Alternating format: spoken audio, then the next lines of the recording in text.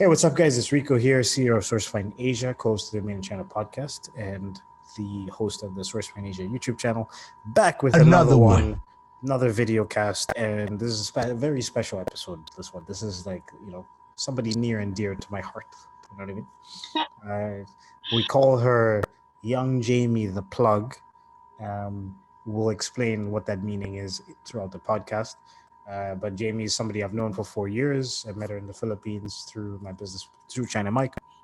And she's just helped me in a lot of different ways. We're doing some work together right now on the content side of things and general SFA stuff. And yeah, so without further ado, cue the intro.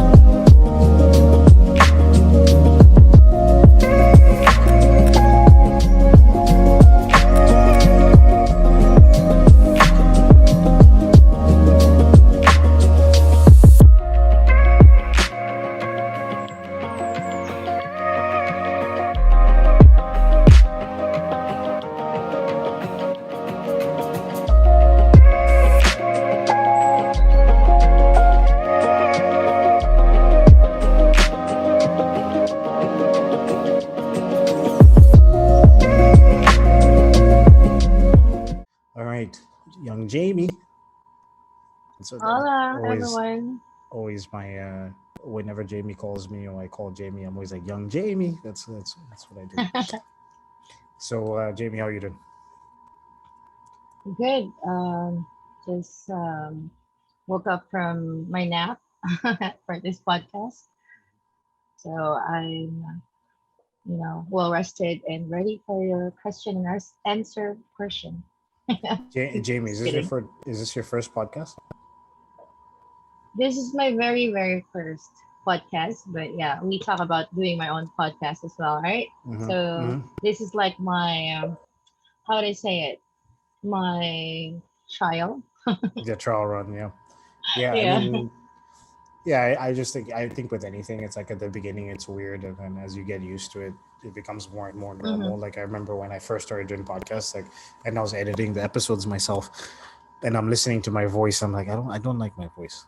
It's like you get tired of your own voice. You're like, oh, you sound stupid. No, it feels weird. It feels weird listening to your own voice, right? Yeah, but no, I'm just maybe for the first time. Yeah, but after you do it for a while, like I'm just used to it. I'm just like, well, that's how I sound. Whatever, it is what it is. you feel like a DJ now. Yeah, a little bit. Like I mean, it's interesting because it's like I will, I watch interviews, and not to jump too much in a tangent, but I watch interviews a lot, like with people, DJs, or just reporters who interview famous people and things like that. Mm.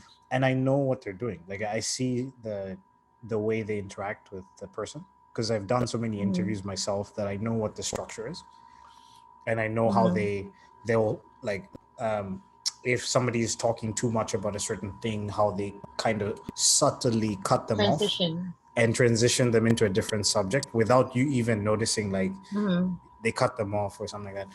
Or the good interviewers are the people that let the person speak. They don't try to put in their own opinion too much. You know what I mean? Yeah. So it's like, it's interesting. After having done this for a while, like I started to see these kind of things behind the scenes. All right, so we'll start with the first question. When you meet somebody in a social setting or function, how do you answer the question, what do you do? What do you do first, like I give them my background, my work background, or whenever someone asks me what do you do, it's always like it's your profession, Mm-hmm. Yeah, most of the time. I would so I usually say like I run a security agency. Usually, yeah, Mm. because that's what I've been doing before I got sick. But now I'm taking a break from the business. I'm back with a big bank in the US. I don't want to say because they It's might probably search for safer it. to say that they might be spying It's right for now. security purpose, yeah. As soon as they And hear the name, they'll find it. yes, because yeah, it's a huge bank, so for security purpose, I can't say it. But I don't know actually how I got into it. But aside from that, yes, I'm running a security agency, and I think that's more of what I would tell people because like working for a business for other people's business, it's always a come and go situation. But Mhm. if you have a family business, it would always be, like there. Yeah. So, and also my passion is, like leading people, telling them what, I mean, helping them, telling them, oh, you can do this, you can do that. So I feel like I have a passion for teaching. Mhm. I just didn't become a teacher, but No, I mean, I feel the teaching in the same way. sense, I mean, That's why I teaching do in the this same, podcast. You know. mhm. In the sense of sharing your experience and sharing good ideas, Yep. or better ideas, and yeah, that's it. So I think I would always say, oh, I run a security agency. Okay. I don't want this to sound like a dramatic story, but I still wanna, share that I'm widowed with three girls. My eldest is 21, and Mm. then second is 16, and the youngest is 13. Hmm. So my father is an Or the ex, youngest or mini, the youngest who's mini yeah, me. your youngest, yeah, the young mini you is my 13-year-old, and then my father is a retired police officer, and my mom is a retired teacher. So, like, I was raised in a family of, like conservative family, and like we were raised with rules and everything. But I run away. I run away at 16 because I don't like rules. I want my own rules. Yep. But uh, it's like when my father would say, as long as you're inside my house, or I'm the one providing for you, you're gonna follow You're gonna follow whatever me. I Yep. say, Yeah. Yeah. yeah, It's whatever I very say, my traditional. rules and everything. Yeah. Yes, and I feel suffocated. I feel like it's not me. I need to do something that would make me feel free, Yep. and happy of what I'm doing. So um, I ran away from home, and then I I went back after a year and then ran away again. It's not really running away and going to somewhere unknown. I just went to my grandparents, to stay with them and live with Mhm. them, and then how I started a family, and then I sent myself to college because here in the Philippines, um, education is very important, and also unlike the US or other Western country, like the hard work you do, the more money you earn, right? But here in the Philippines, if you don't have education, then you would be how would I say it? It's like you will be nothing Mm. without education unless you have um, contacts, Yep. you Yep. have network. And I think that's how I started uh, being, how I started becoming social. And that's when I started living on my own because you have to be,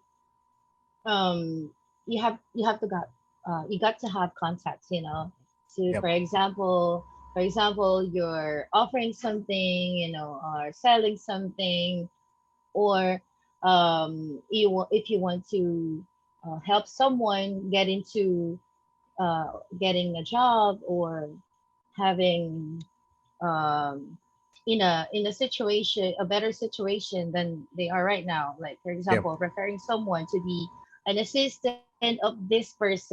You know, like Yep. Yep. you have a talent, you have a talent. I'm gonna refer you to my friend.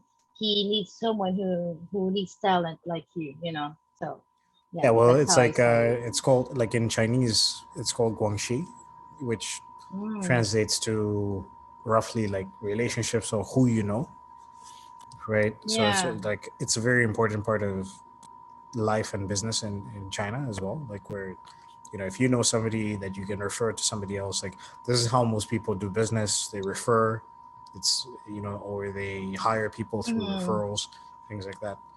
And the more people yeah. the more guangxi you have, the more successful Mm. you're likely to be. Yes, and actually, I wasn't, I mean, I didn't get away from my father's shadow, really, because the people that I approach are my father's contacts. But that is behind, but that is behind my father's back. But I approach them as my own, you know, like I don't approach them as like, how would I say it? Like ask my father, like, dad, tell uncle this, uncle that, or auntie this, auntie that I need help or whatever. But I would say like I'm the daughter of, but it's Yeah. still it works, right? It works, yeah. Because my No, but you have to father, use it. You have to use it to your advantage. So okay, so you leave at 16. Eventually, you get married. You have the kids, and obviously, unfortunately, your husband passed away. But how did you go from? What were you doing that time period? Then, I guess at that time you were not working, right? And then you started doing freelance work online through Odesk and Upwork. no, before my husband died, I'm already doing online job Okay. because okay. So when I before I graduated, I feel like I need more time for the family, and I need to find something or earn from something that I don't need to leave the house. And then a friend of mine from a call center told me that, oh, you can do Odas. It's yeah, Odas. Odas it Odesk, was yeah, Odas before. which has now become Upwork Yeah. because I think it was Elance and Yeah, Odesk, and then they merged and became Upwork. they merge. Yeah. But the thing is, so Otis takes 10%, Elance takes 10%.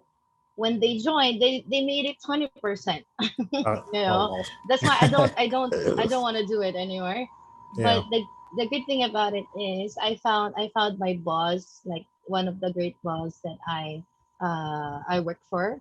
I found him in Odesk, and I Mhm. he hired me directly without Odesk so that Which is, I mean, honestly, uh this is what most people should be doing.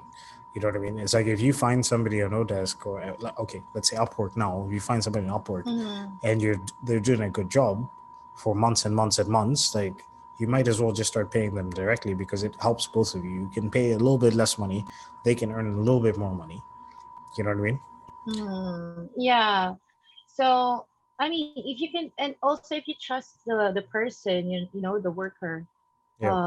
So like I worked for him for more than 6 years, but before him, I was working for different companies like in the UK, but it's more on technology, Yeah. more on technology. And then um, Yeah, because your so your degree is in IT, right? So yes, I graduated Bachelor of Science in Communication Technology, but before that, I also graduated Information and Communication Technology. So that's why yeah. I'm saying, like earlier, like here in the Philippines, if you don't have a degree or if you did not graduate anything, it would be hard for you unless you know someone. Yeah. Yeah. But but I have this ego that I wouldn't work for someone just because I use someone or I use a name to be with them. It's either I mean I prefer that you take me because there's something in me that you could that would be something valuable to the company. Like I'll bring something to the company, not just me taking something from the company. I've been working 2009, from 2009, and then my husband passed away 2013. So I was like uh thankful that I started working online, because how can you raise three daughters, Yeah. without a job, or if you have a job outside the house, your mind will always be, Worrying about the thinking kids. about your, yeah, worrying, thinking about the kids. Are they safe? Are they okay? Are they eating? And that time, my youngest is 4 and my eldest is 11. So it's Yep. kind of hard for me. But then,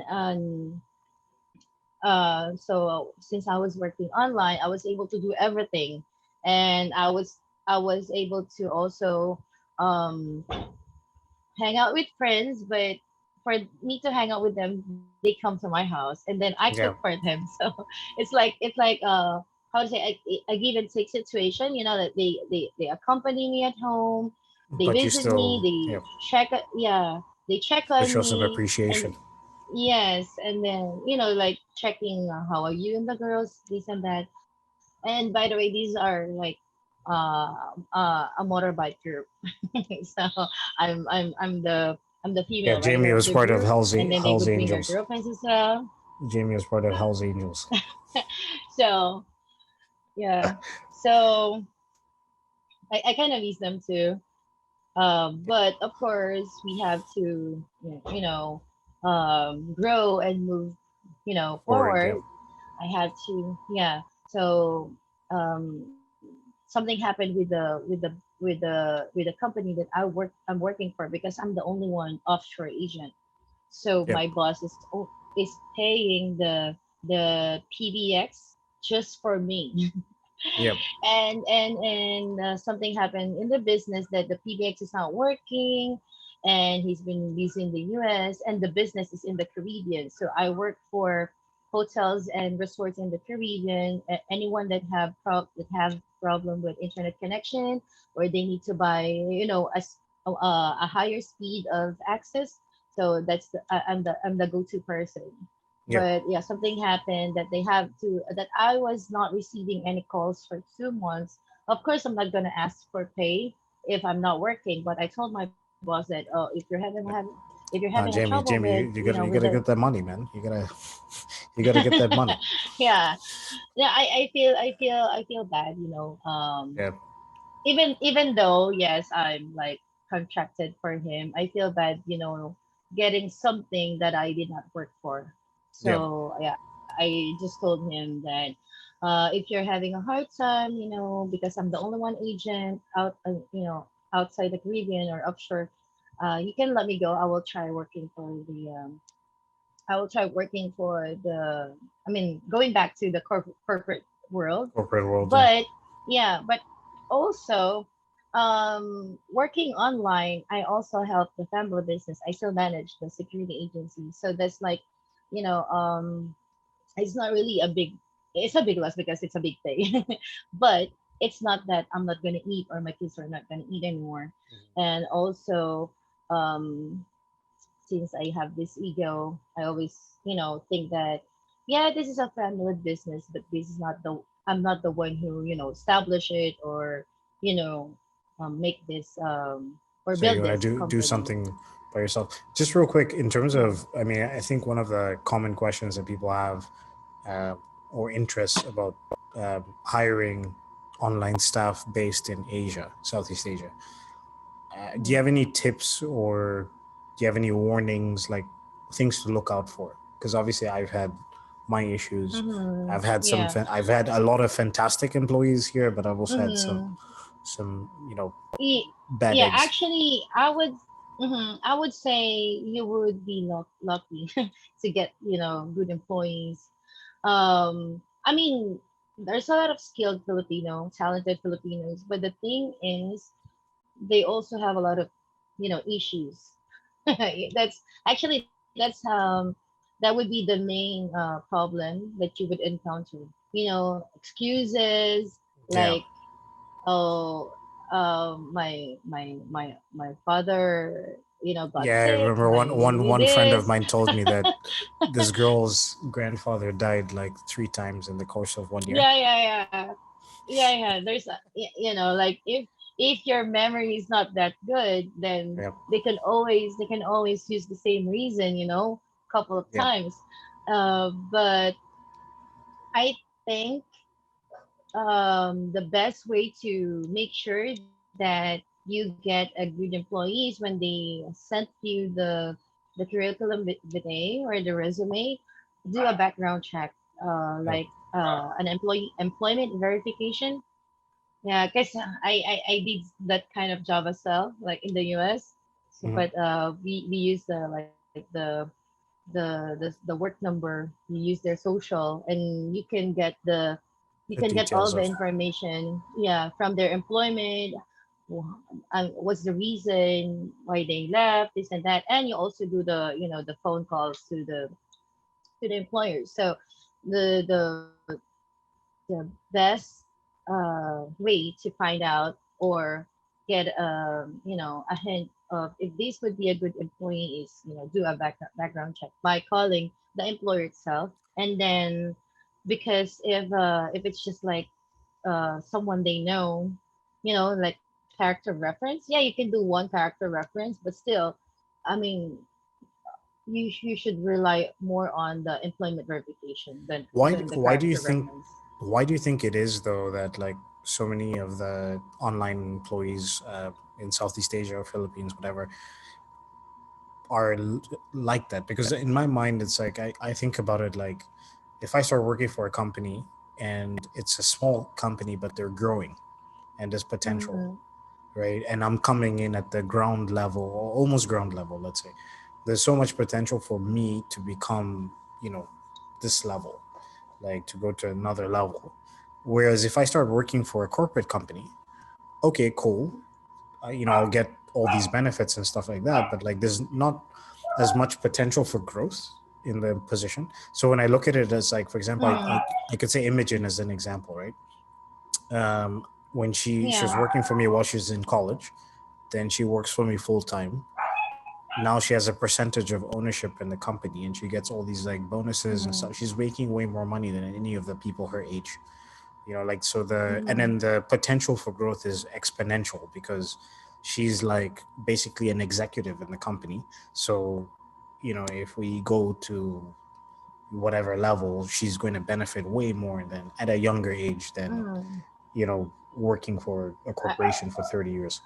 I I think this is just my like my point of view or what I think, because people or Filipino people are raised like, oh, you have to look for somewhat, for example, like with friends, with or a future partner. They base it on what they can see right away, Yep. tangible things like, oh, this is for example, Rico is the son of this and that, like known people, you're known as to be rich, this and that. So like you're a good candidate to be a partner of my daughter, something like that. So I think people or online workers are also like that.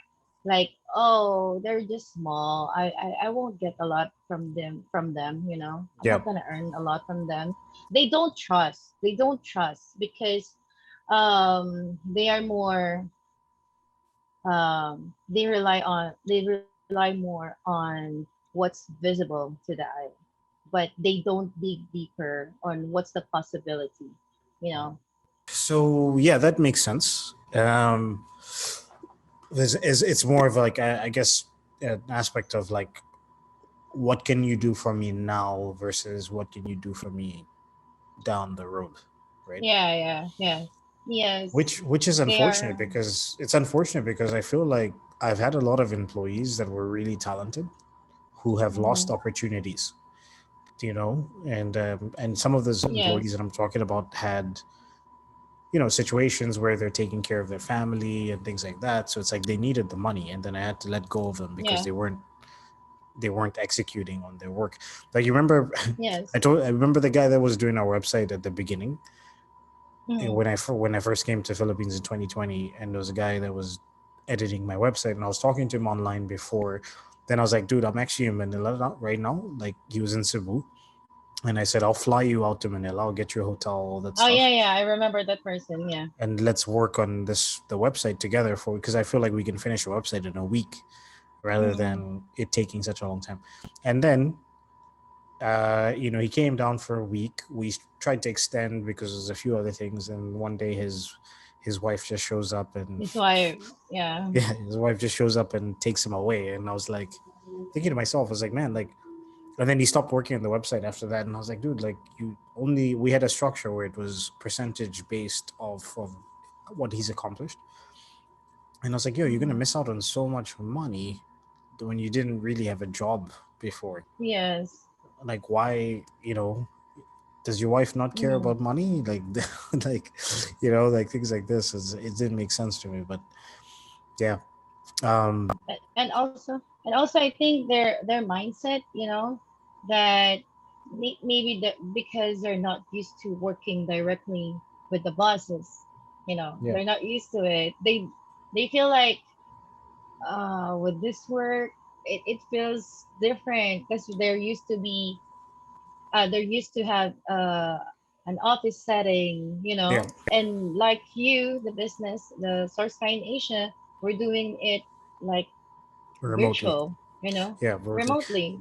Yeah, and I mean, it's like if we were in China, yeah, we would be in the office, but like, we're not in China, Yeah. so it didn't really make sense to. And I have had an Mm-hmm. office for myself here, and then I created my own like sort of home office stuff. But like, maybe eventually I would get a physical space, but it doesn't really make sense. Like, why?